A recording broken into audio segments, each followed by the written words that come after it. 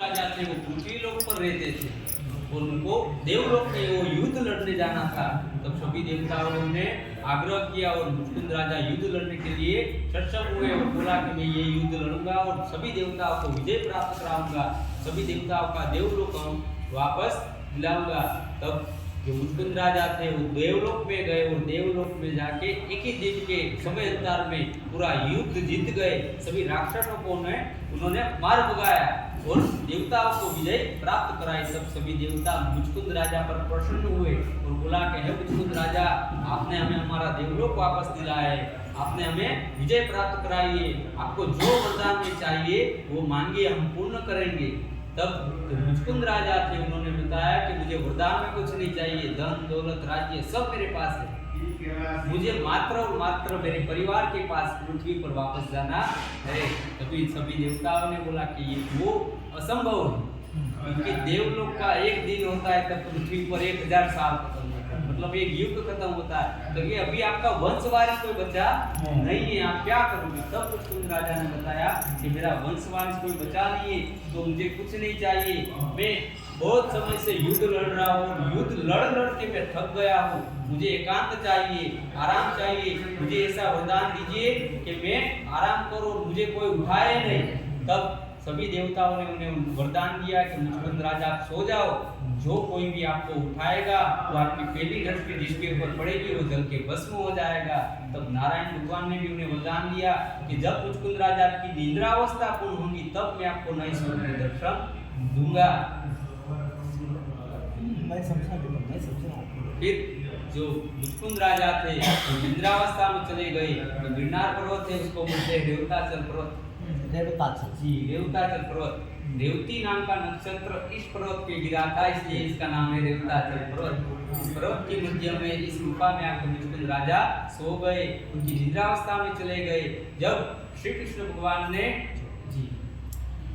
ఇప్పటిదాకా ఏం చెప్పింది అంటే ఈయన దేవతలందరూ కూడా ముచుకుంద రాజు దగ్గరికి వచ్చి అతన్ని ప్రార్థిస్తారు, నీకు శివుడి వల్ల వరం ఉంది, నువ్వు ఎవరినన్నా సరే యుద్ధంలో గెలవగలవు, అలా గెలిచినటువంటి మాకు ఇప్పుడు రాక్షసుల ద్వారా విజయం పొంది మేము మా యొక్క స్వర్గలోకాన్ని మేము కోల్పోయాం, కాబట్టి నువ్వు వచ్చి యుద్ధం చేసి మాకు మా రాజ్యాన్ని మా యొక్క లోకాన్ని మాకు మళ్ళా తిరిగి ఇప్పించు అని చెప్పి ప్రార్థన చేస్తే, సరే అయితే నేను వస్తాను మీ దగ్గరికి అని చెప్పి వెళ్ళి ఆయన ఒక్కరోజు యుద్ధం చేసి ఆ ఒక్క రోజులో రాక్షసుల్లో చాలామందిని సంహరించగా మిగతా వాళ్ళందరూ కూడా వాళ్ళు పాతాళానికి పారిపోయారు.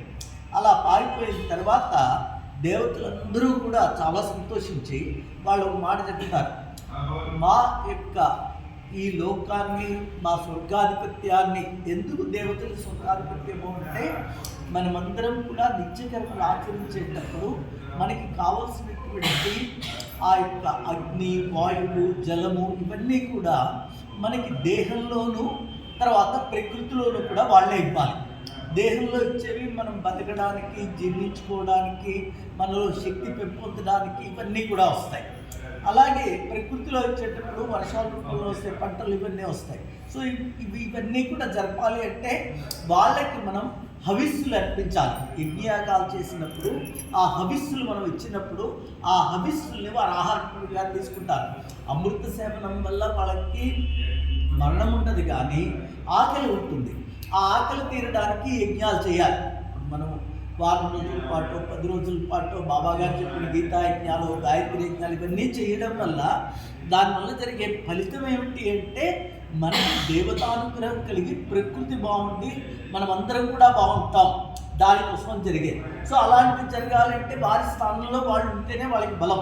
సో ఈ రకంగా ముచుకుంద మహారాజు ఆయన యుద్ధం చేసి దేవతలందరికీ కూడా వాళ్ళ యొక్క లోకాన్ని ఇవ్వడంతో వాళ్ళు పరమానంద భరితులై వాళ్ళు అంటారు, నీకేం వరం కావాలి కోరుకో, మేము ఇస్తాం అంటే నా తల్లిదండ్రుల్ని నాకు తీసుకొచ్చి ఇవ్వండి, నేను భూమి మీదకి వెళ్తాను అని అడుగుతాడు. ఇది అసంభవం. ఒకసారి ఇక్కడికి వచ్చిన తర్వాత అయిపోయింది వాళ్ళ పని. ఇక రెండోది, నువ్వు ఇక్కడ ఒకరోజు యుద్ధం చేశావు కానీ నీ భూలోక కాలమానం ప్రకారం ఒక యుగం గడిచిపోయింది. ఇప్పుడు త్రేతాయుగం నాటి వాడివి నువ్వు, ఇప్పుడు ద్వాపరయుగం వచ్చింది. సో ద్వాపరయుగం వచ్చినప్పుడు నీ వంశీకులే లేరు, ఎక్కడ మొత్తం మారిపోయింది.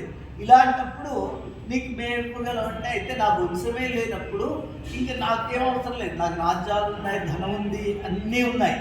కాబట్టి నేను ఇలా కంటిన్యూస్గా యుద్ధం చేసి అలసిపోవడం వల్ల నాకు విశ్రాంతి కావాలి.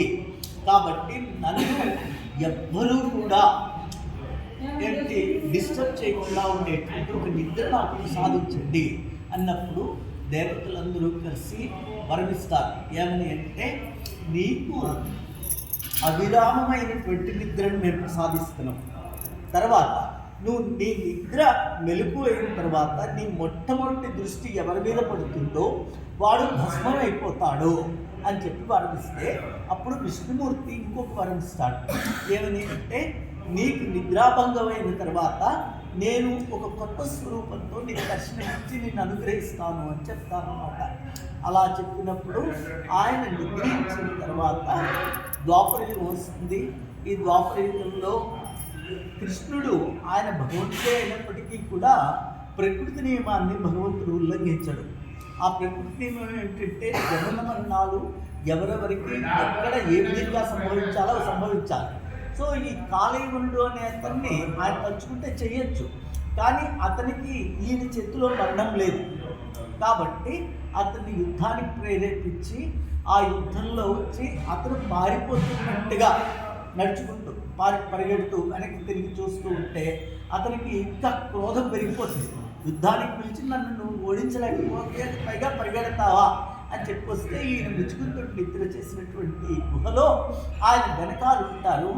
ఆ అలికిడికి ఆయనకి నిద్రాభంగం ఉంటుంది. ఆ రెండు ఫోటోలు కూడా ఉంటాయి బయట. కృష్ణుడు పరిగెత్తుతున్నది ఒకటి, తర్వాత ముచ్చుకుంటుడు ఆయన నిద్రాభంగమే ఒకసారి ఇలా చూసేటప్పుడు ఆ కళ్ళ నుంచి అగ్నిజ్వాలలు ఒకసారి వస్తాయి. ఆ అగ్నిజ్వాలలు వచ్చిన వెంటనే ఆయన కాలయవనుడు భస్మం అయిపోతాడు. ఆగిపోతాయి उनका बस तक मैंने बता दिया जी। फिर श्री कृष्ण भगवान जो थे उनका उनके मामा के साथ युद्ध हुआ कंस से। जब श्री कृष्ण भगवान ने उनके मामा कंस का अंत किया तो कंस का परम मित्र था कालयवन। कालयवन स्वयं वो ऋषिपुत्र था, लेकिन उसका जन्म जो था वो काल समय में हुआ था। काल समय में काल योग में हुआ था, इसलिए उसका नाम था कालयवन। काल को पैदा करना व्यक्ति वो स्वयं था। उसने शिव जी की तपस्या की और शिव जी की तपस्या करके अघोर तपस्या करके शिव जी उनके ऊपर प्रसन्न हुए और बोला कि कालयवन आपको जो वरदान में चाहिए वो मांगिए, हम पूर्ण करेंगे। तब कालयवन ने बोला कि मुझे अमर का वरदान चाहिए। तब शिव जी ने बताया कि अमर का वरदान तो मैं तुम्हें नहीं दे सकता, क्योंकि तुम्हारा नाम स्वयं कालयवन है, तुम काल को पैदा करना व्यक्ति हो। जो मैं तुम्हें अमर का वरदान दूंगा तो तुम सृष्टि में सर्वनाश करूंगी, इसलिए मैं तुम्हें अमर का वरदान नहीं दे सकता। तब कालयवन ने युक्ति सोची और बोला कि हे भोलानाथ, अब तो बोले कुछ भी करके मुझे आपके पास से अमर का वरदान लेना है। तो कालयवन ने बोला कि अस्त्र शस्त्र पशु पंखी मनुष्य स्त्री, शिव जी आपकी शक्ति के अलावा मुझे कोई पराजय ना कर सके, ऐसा मुझे वरदान दीजिए। और कालयवन को स्वयं पता था कि शिव जी मुझे वरदान देंगे और मैंने उनकी अघोर तपस्या की है तो वो तो मेरा सर्वनाश नहीं करेंगे, मैं उनका परम भक्त हो गया। तब जो कालयवन था उनको शिव जी ने वरदान दिया कि मेरी शक्ति के अलावा तुम्हें कोई पराजय नहीं कर सकेगा। शिव जी को भी ज्ञात था कि जिसका जन्म होता है उसका अंत निश्चित होता है। और जो श्री कृष्ण भगवान थे उन्होंने उनके मामा कंस का अंत किया था और कंस का मित्र जो था वो कालयवन था। और कंस का बदला लेने के लिए कालयवन ने वरदान लेकर सर्वप्रथम श्री कृष्ण भगवान के साथ युद्ध की घोषणा की। श्री कृष्ण भगवान को ज्ञान था मैं इसके साथ जो युद्ध करूंगा, श्री कृष्ण भगवान को ज्ञात था कि जो मैं कालयवन के साथ युद्ध करूंगा तो मेरा इसमें हार निश्चित है, मेरा अंत भी निश्चित है, क्योंकि इसके पास शिव जी का वरदान है। शिव की शक्ति के सामने कोई देवता नहीं खड़े होते, इसलिए शिव जी की उनके पास शक्ति है। लेकिन पूरे विश्व में एक ऐसा व्यक्ति है जो इससे पराजय कर सकता है, वो है स्वयं मुकुंद राजा, क्योंकि मुचकुंद राजा के पास भी शिव जी का वरदान था, शिव की शक्ति शिव को पराजय कर सकती है। इसलिए श्री कृष्ण भगवान ने युद्ध की घोषणा स्वीकारी। युक्ति से जी, श्री कृष्ण भगवान ने युद्ध की घोषणा स्वीकारी और बोला कि हे काल्यवन, ये जो युद्ध है वो हम दोनों के बीच में है, हमारी सेना या प्रजा का इसमें कोई भोग नहीं है, ये युद्ध हम दोनों अकेले लड़ेंगे। और जो कालियावन था, कालियावन ने भी युद्ध लड़ने के लिए सक्षम रहा और उसने बोला कि ये युद्ध है, हम दोनों अकेले ही लड़ेंगे। और जो कालियावन था उसने युद्ध की घोषणा वापस स्वीकारी और बोला कि मथुरा नगरी की रणभूमि में वो युद्ध चालू हुआ और वहां से श्री कृष्ण भगवान रणभूमि छोड़ के भागे और भागते भागते जो गुजरात है उसको बोलते हैं गुर्जर नगरी। गुर्जर नगरी, गुर्जर जी, गुजरात को बोलते हैं गुर्जर नगरी। उसका वेद और पुराणों में गुर्जर नगरी से सम्मानित होता है ये गुजरात। इसलिए श्री कृष्ण भगवान जो थे वो रणभूमि, मथुरा नगरी की रणभूमि छोड़ के भागे और भागते भागते गुर्जर नगरी में उनका प्रवेश हुआ। जो भाग रहे थे श्री कृष्ण भगवान, भागते भागते जाके गुर्जर नगरी में पेड़ के नीचे जाके बैठे।